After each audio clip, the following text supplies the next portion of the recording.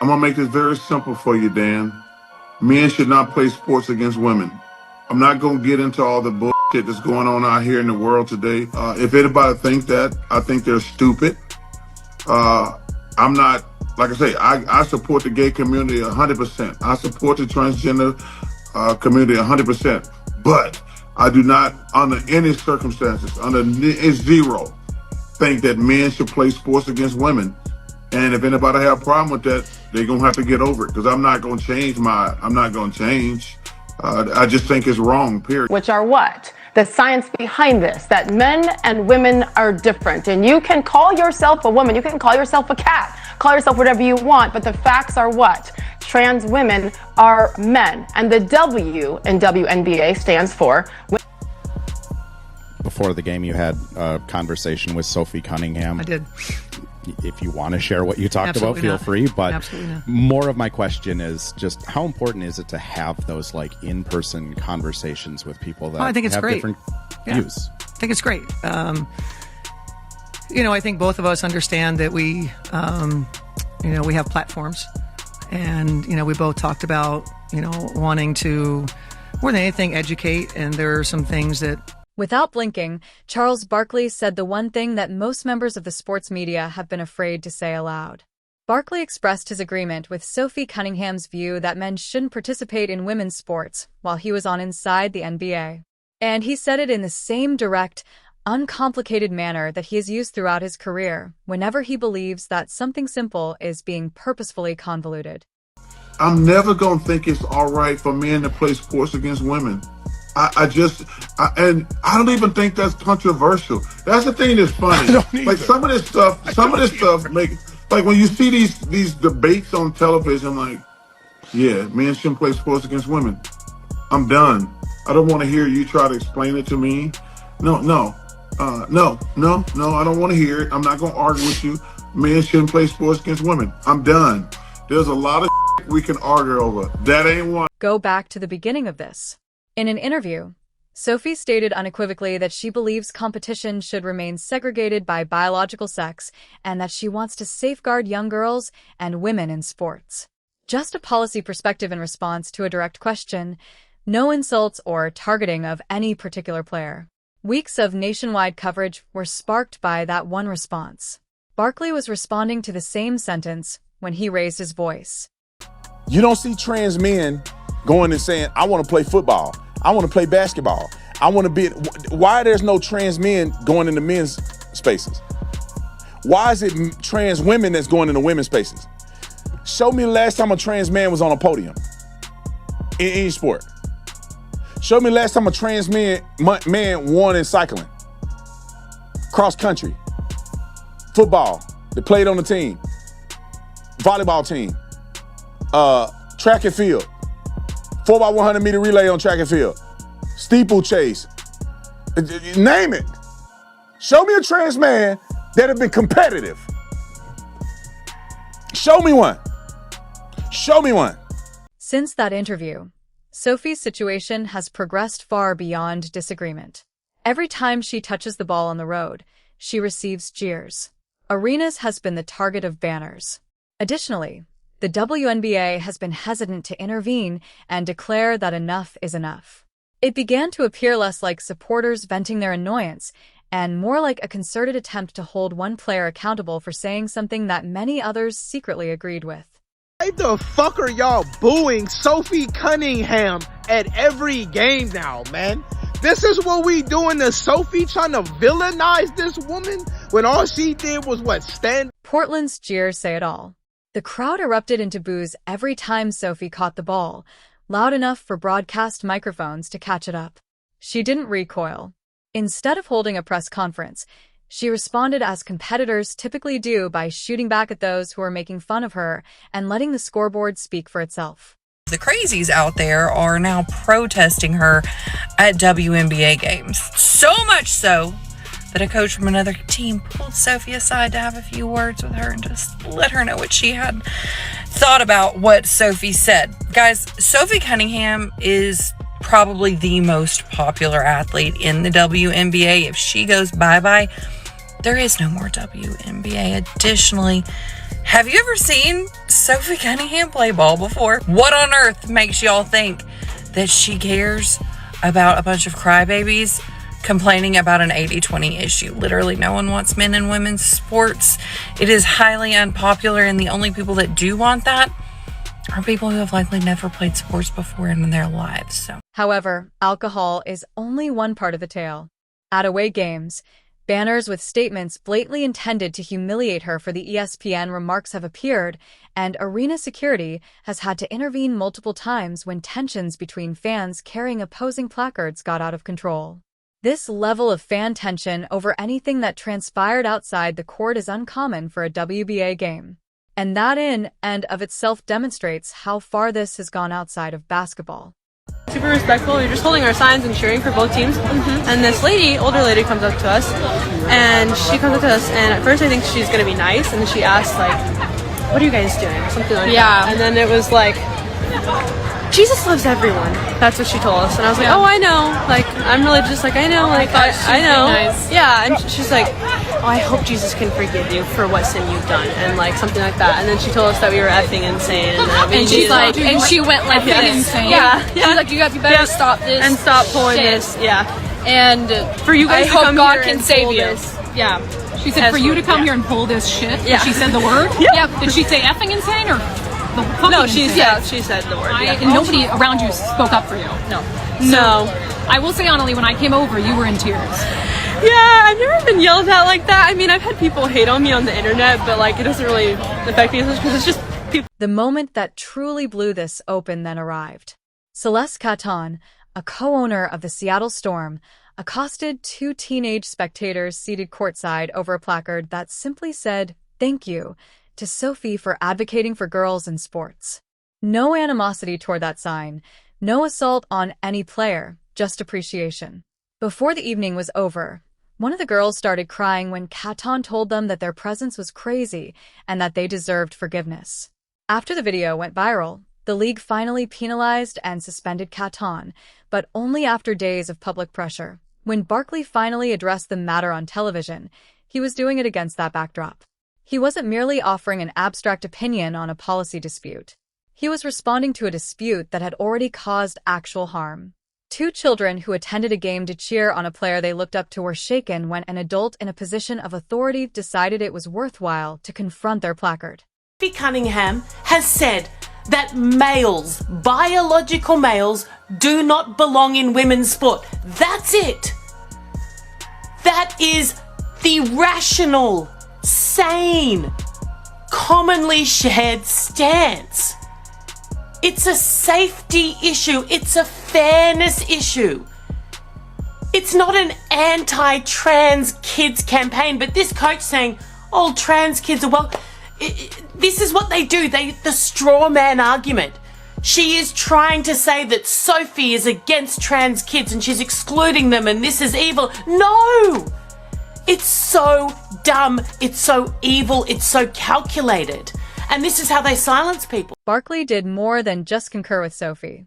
He went so far as to issue a direct warning to the league, stating something akin to, "Y'all got to be very careful how you handle this," pointing out that attempting to penalize a player for voicing an honest opinion creates a risky precedent for all parties, players, coaches, and the league office. Given Barkley's platform and track record of stating his thoughts regardless of who it offends, his comment carries more weight than it may seem. The fact that Barkley wasn't the only well-known voice in sports prepared to speak up was what elevated this occasion beyond a single segment. As soon as his remarks became viral, other personalities from quite different spheres of the sports industry started offering their own perspectives. Furthermore, only few of them came close to the WNBA's official stance on the issue. She just says what's true. She says common sense thing, and she gets so much backlash. She's like, men should not be playing in women's sports. Why is that so, I don't get it. I don't understand it. It's a simple statement. She stood by it. That's what I love about when people say things. Don't back down. If you say something, stand by it. And she said it. She backed it up.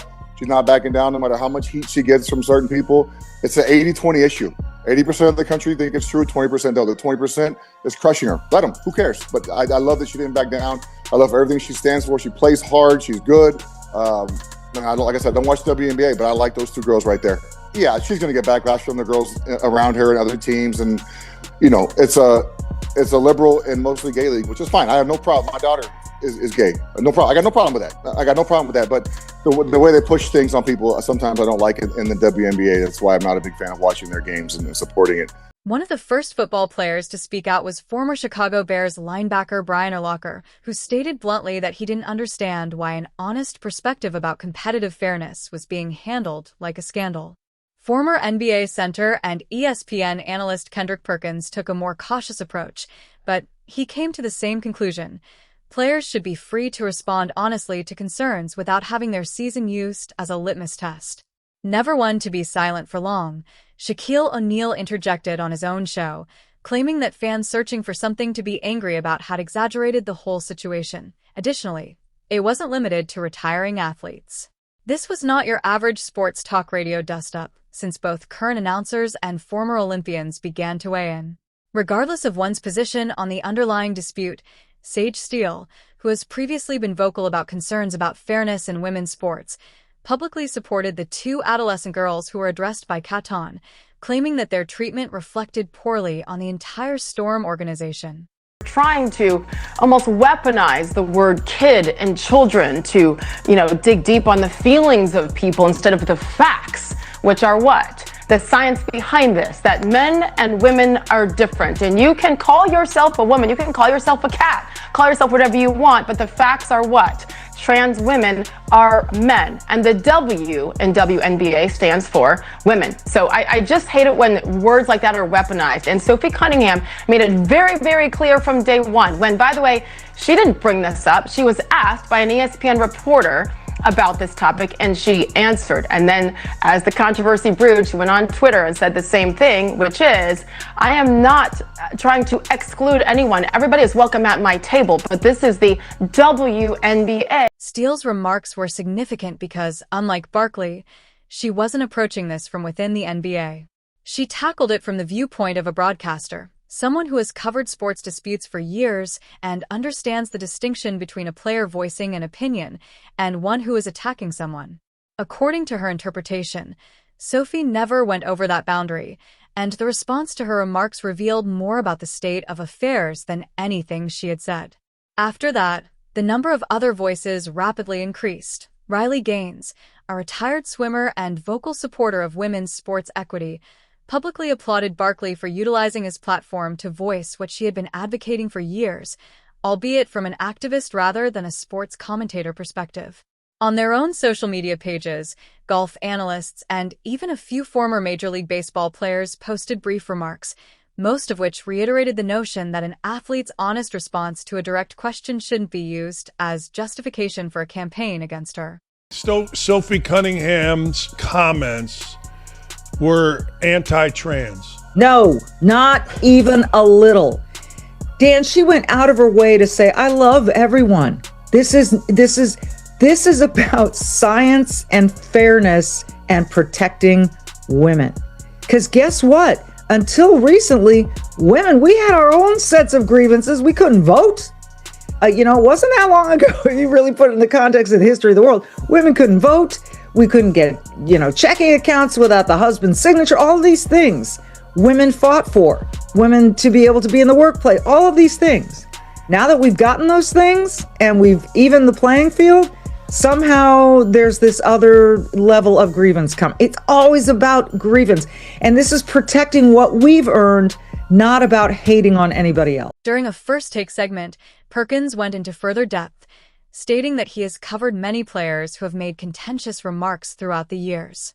And what caught his attention about Sophie's predicament was how composed and unwavering she had remained throughout, never getting angry or using derogatory language, even as the criticism directed at her continued to grow. He made the point that many NBA players have made far more offensive remarks about far more delicate subjects without ever experiencing anything like the coordinated backlash Sophie has. However, it's important to acknowledge that not everyone was on Sophie's side. Regardless of her intentions, some current WNBA players and a few coaches strongly objected, claiming that her remarks created a hostile environment for opponents and teammates who don't fit the dichotomy she was presenting. Barkley's remarks oversimplified a far more nuanced discussion about inclusiveness in athletics, according to other sports pundits on other networks who accused him of jumping into a problem he didn't fully understand.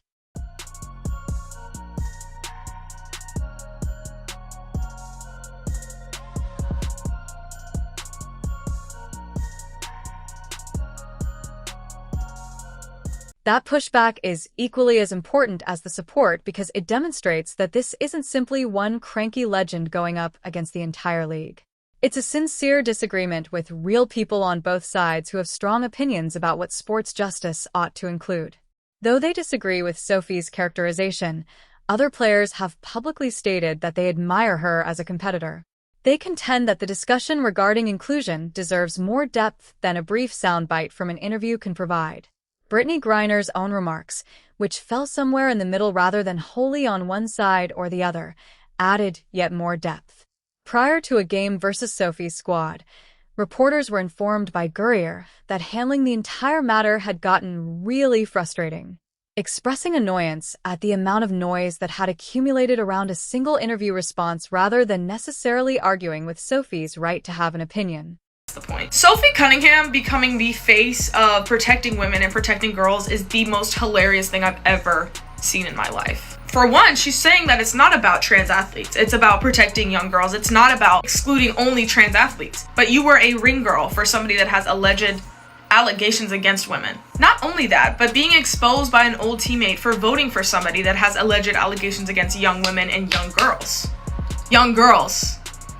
Young girls, right? So all of a sudden, she's the face of protecting young girls and young women, but being a hypocrite. That's only one part of this conversation. The focus of shutting the doors on trans athletes being this big emphasis right now, while trans athletes are just minding their freaking business. I have not seen a trans woman. Some interpreted it as Griner quietly berating Sophie for first causing the mess. Some interpret it as Griner complaining about the media circus and the incessant inquiries rather than anything specific to Sophie. Which read was closer to the truth was made evident by what actually transpired later. And this is what I keep talking about when I say we live in a backwards society. Sophie Cunningham, a WNBA player, one of the most notable WNBA players in the league now, is trying to defend women's rights. And the same women she's trying to defend are attacking her. Because it doesn't matter what you're trying to do. It doesn't matter what you mean by it. All it looks like is you support Trump. And these women have Trump derangement syndrome. They don't understand that you're making women's sports safer and fair so that they don't have to get in a ring and box a man. So they don't have to spend their entire life training to be beaten by a man who wasn't good enough to play in the NBA. So she's doing what she can to protect the sanctity of the sports that she loves. And you guys are attacking her for it. That is the craziest, most backward shit I have ever seen or heard, bro. I've never heard anything like this. So you don't want fair sports for women? Griner and Sophie had a playful moment on the court prior to the start of the same game, imitating a finger-point motion that had gone viral on social media. This demonstrated that there was no genuine hatred between the two of them, because it showed two players who publicly differed being able to have a normal, even friendly moment before competing against each other like professionals. That video did more to defuse the situation than any official league statement. That is actually the conflict that underlies the entire narrative. Compared to many of the individuals responding from the outside, the players closest to the situation, including Sophie and Griner, have handled it with significantly more poise.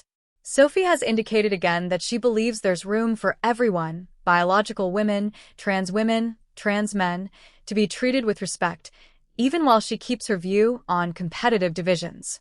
She has never made fun of anyone in public, never exacerbated a conflict, and even volunteered to send gifts to the two teenage girls who were humiliated by Catan, converting an unpleasant event into something personal. For anyone who attends a Storm game. Cunningham also weighed in after this alleged confrontation at the game. She posted on social media, "I truly believe there is a safe space and love for everybody, biological girls, biological boys, trans women, and trans men. Everyone is welcome at my table. You can disagree and still be kind." She said, "Bravo to those girls for standing up for what they believe. You'll be hearing from me soon." And she added, "Truly embarrassing of the co-owner. Unfortunately shows the type of leader she is." Her reaction to the co-owner event garnered nearly as much attention as the initial interview.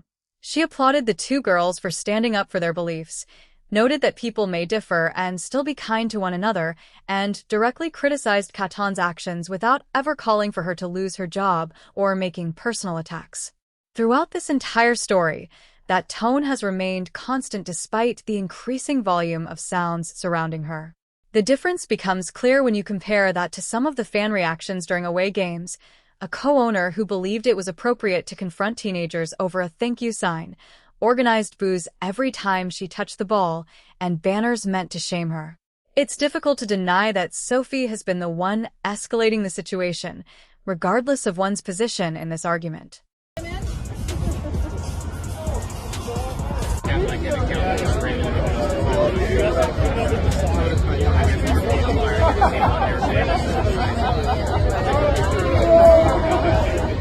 covering your sign.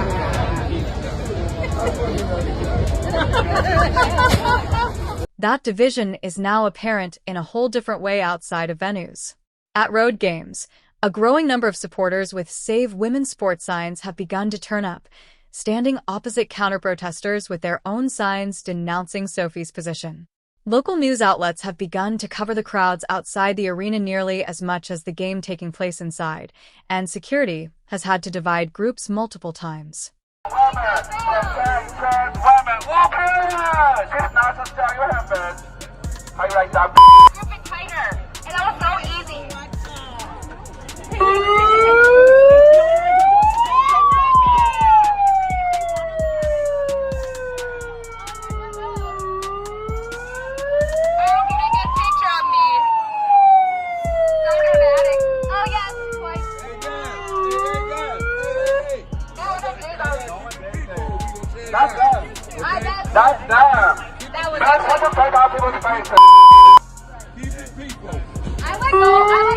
When Barkley finally broke his silence, he chose to enter that setting. He didn't even need to speak. Many pundits steer clear of these subjects completely, since there is no benefit to wade into something this contentious, but Barkley has never truly behaved in that manner. And as soon as he finished speaking, a barrage of other voices began to emerge. While some agreed, others firmly disagreed, stating what they had been contemplating for weeks. Days after Barkley's episode aired, Earliser's remarks continued to circulate, primarily because football fans who don't typically follow WNBA narratives found themselves paying attention to this one. Perkins persisted in explaining his stance on several programs, consistently returning to the fundamental idea that Sophie gave an honest response to a question and acted more composedly than the majority of those who were criticizing her. Let's get something straight. Sophie Cunningham can make publicly transphobic comments, triple down on them, and continue to play without facing any real consequences, averaging 9 points per game, by the way. And yet, the second that someone else pushes back on them, they get hit with a suspension and a fine. Like, am I reading this correctly? Cunningham's recent harmful comments about trans women and women's sports sparked an anti-trans rally outside of Tuesday's game between the Storm and the Fever. In fact, a second Sophie Cunningham rally, which is what they're calling it, by the way, is also being planned for Friday's game in Portland against the Fox. Instead of making every press conference a vote on individuals' personal beliefs, the NBA as a whole needs to concentrate on basketball.